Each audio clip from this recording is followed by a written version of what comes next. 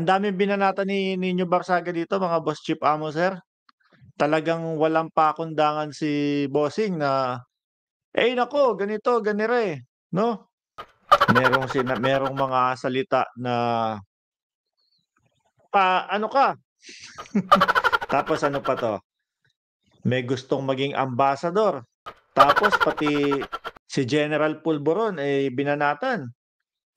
Tapos meron pa dito, mga kababayan, is duduraan, 'no, yung No! ataol. Lahat God, po please, 'yan no! No! maririnig natin at meron pa dito 'no, um, ewan ko inakusahan ba 'to o tinawag na bading itong si Kapitan Nino.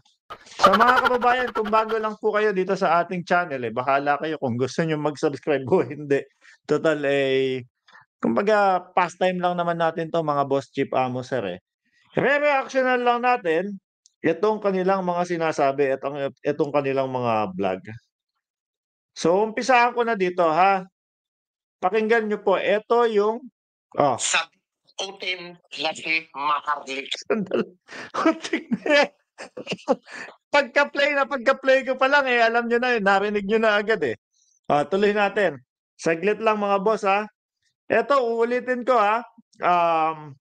Kumbaga huwag kayong maghanap dito nung ano, nung mga seryosong talakayan. Eh, tayo alam niyo naman po, pastime natin is mambwisit nung mga anti-government po 'no, lalong-lalo na, eh, yung mga talagang walang mga basehan, walang mga patunay, yung mga kanilang ibina-vlog, oh. Tuloy, tuloy. Eto isang tuloy-tuloy, ha. Isang topic pa lang ito, oh. Ayan si ano 'yan, si Kap 'yan, oh. Sa utin na si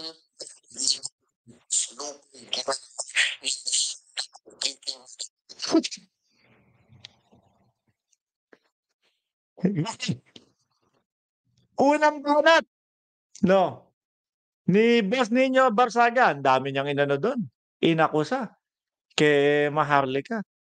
Mga kababayan, alam niyo po, ang reaksyon natin dito, siguro dumating na sa punto si Kap 'no, na kasi kaibigan niya din 'yan, eh, yang mga 'yan, eh, magkakaibigan din po 'yan, mga kapatid.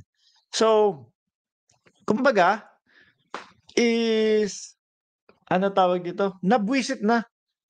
Umabot na sa sukdulan siguro yung kanyang buwiset 'no, dahil nga ang dami nilang paratang sa presidente. Ang isang hinangaan ko po, mga kababayan 'no, kahit na sabihin pa nilang galing ng ano, may record ng mental si Nino Barsaga, kahit papaano is kumbaga ang isang hinangaan ko dito, nung siya nung siya po mga bossing, Chief Amo, sir, sinuportahan niya po si Pangulong Duterte, si dating Pangulong Duterte, mga boss Chief Amo, sir, eh, kumbaga talagang, banat siya sa administrasyon. Pero nung sinabi po 'no, ni Pangulong Duterte at saka nung isang sinuportahan niya na kandidato na si Yorme, nung sinabi ni Yorme at ni Pangulong Duterte, dating pangulo 'no, na suportahan na natin ang ating, bagong presidente, sinunod niya po 'yun.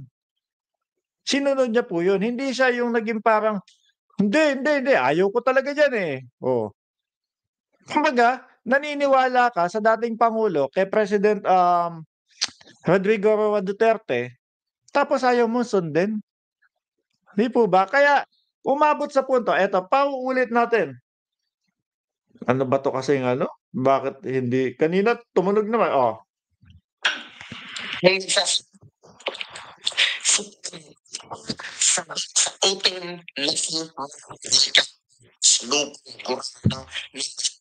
Hampas lupa ba 'yun?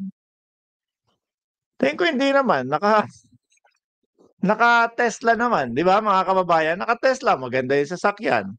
Oh, eh, kumbaga siguro yung mga binabanggit dito 'no, ni Kap Nino, mga bossing, siguro bugso na lang din po ng damdamin 'yun, eh.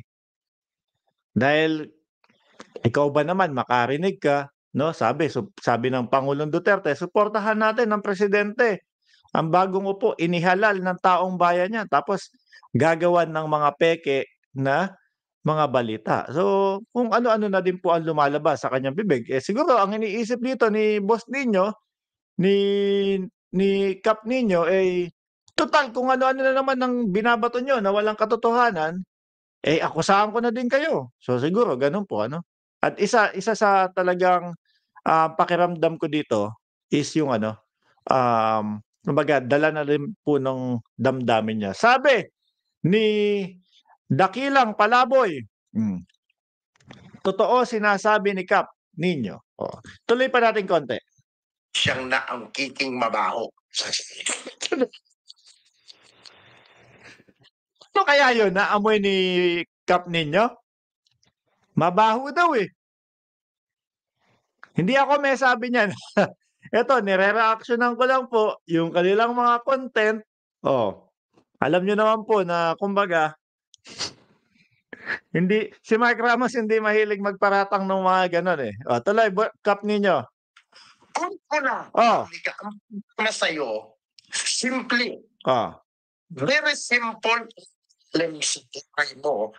Ikaw, Mahardika, hanggang isang vlogger, hindi mo oh, editor, hindi mo tukaran, oh, hindi mo hindi mo close, or hindi mo sarili ano? mo.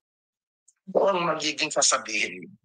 Bayaran, i-vlogger na yan. Ganyan ang mga galaw mo. Ganyan ang mga paratang mo. Di ba? Dati, noong 2022, nag-election tayo. Ayan, may paliwanag. Election. Ngayon, anong mga akusasyon mo sa amin, sa mga DDS vlogger?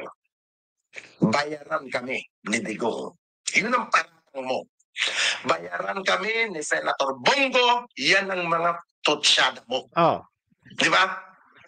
Kung ano-anong sinasabi mo dati kay Pangulong Duterte nung presidential election 2022. Di ba? Dahil hindi tayo magkakatugma ng sinusuportahan. Dahil ako, iskon yan, ikaw, BBM Sarado, oh, na sumusuporta sa kanya, ang mga mo sa amin, bayaran kami. oh. Kami nilabanat tayo. Lahat ng mga anti-Marcos noon, Sandali. yan. Ano kaya nangyari ano? Talagang bakit kaya talaga biglang nagbago ang kanilang mundo? Ako napansin ko lang, 'no, simula nung medyo tumagilid, 'no, si Attorney Vic, parang naiba na din sila, eh. Nabago na din sila, biglang atake-atake na sa ating presidente, eh. Yung mga Aray ko! Ang lutong magmura ni Kap Nino ano? Ang lutong magmura. Tsaka yung talagang, walang preno yung bibig. Yun ang masasabi ko, walang preno yung bibig.